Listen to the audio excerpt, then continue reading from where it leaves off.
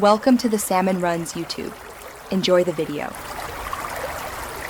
You start by confirming the exact battery chemistry and voltage. This matters because mixing types damages cells. Measure the bay and note weight and ventilation needs, then choose batteries with matching capacity and age. Once done, purchase the correct cable gauge, fuses, a battery combiner or smart isolator, and terminal hardware. You must plan cable routes and grounding now so you avoid rework later. This saves hours and prevents unsafe installs. You position and secure batteries on trays, maintain clearance, and protect against vibration. Next, wire them.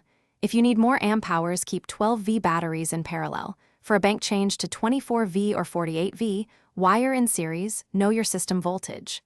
Once connected, use the rated cable gauge, torque terminals, and routed cables away from heat or sharp edges.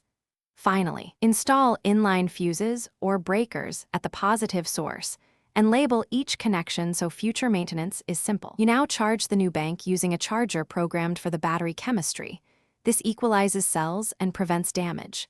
Once charged, apply a known load and watch voltage and temperature. Make sure cables and terminals stay cool and tight. If numbers drift or a battery gets hot, isolate that unit and measure individual voltages.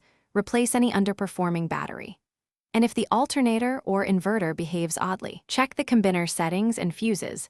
This step resolves most post-install problems. Thanks for watching. Consider subscribing if we helped you.